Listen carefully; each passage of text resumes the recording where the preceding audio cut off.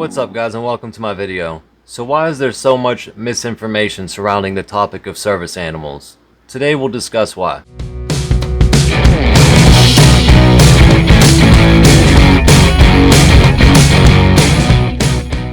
So the ADA lists service animals as dogs, dogs of any breed or size, and dogs trained to perform a task directly related to a person's disability.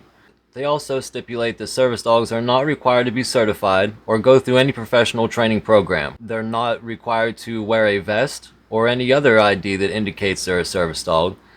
And they're not emotional support or comfort dogs. Providing emotional support or comfort is not a task related to a person's disability. Now they do list some examples of service animal tasks, such as a person who uses a wheelchair may have a service dog that is trained to retrieve objects for them.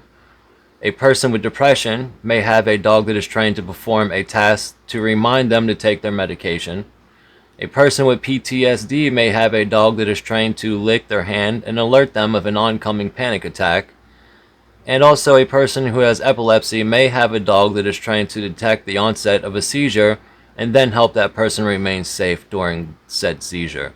The ADA stipulates where service animals can go, and generally service animals are allowed to be with their companions even in places where pets are not allowed. For example, they list service dogs can go into restaurants, shops, hospitals, schools, and hotels. Now they do say that service dogs may not be permitted in sterile environments, and the two examples they list are such as a burn victim unit or an operating room in a hospital. Now, if you're a business owner and it's unclear to you whether someone has a legit service dog, you may ask if the dog is a service animal required because of a disability, and you may ask what work or task has the dog been trained to perform. You are not allowed to request any documentation that the dog is registered, licensed, or certified as a service animal, and you may not ask that the dog demonstrate its task or inquire about the nature of a person's disability. Now, there are a couple reasons that the ADA lists as being reasons to have a service animal removed. The ADA stipulates that a business owner may ask someone to remove their service animal if the dog is not housebroken or the dog is out of control and the person cannot get their dog under control.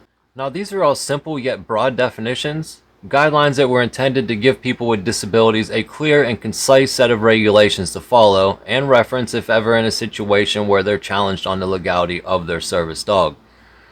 In my opinion, however, these broad definitions have actually contributed to the abuse of the privilege of having a service dog and being a service dog owner, leaving the door wide open for regular pet owners that have decided that they just want to take their pets with them wherever they go. So what, if anything, can be done if you experience someone with their pet in a store or even a fake service dog in a place of business where you have your legit service dog? First, just let me say that people tend to do whatever they want with little to no regard with rules, regulations, or guidelines. So approaching anyone with the intention of informing them that they're not following the guidelines put in place by the ADA may likely not have the desired effect.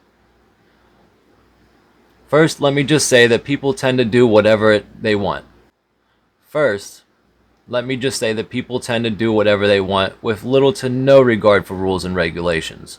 So approaching anyone with the intention of informing them that they are not following the guidelines put in place by the ADA will most likely not have the desired effect. My best advice is just let it go. Try to avoid that person by distancing yourself from them and their pets if possible.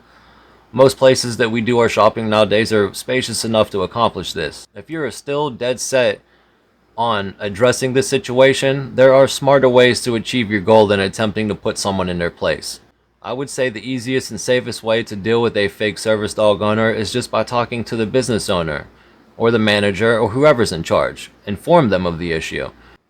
You may find that the business owner or manager still doesn't want to deal with the situation, regardless of how obvious it is that the person does not have a legit service animal.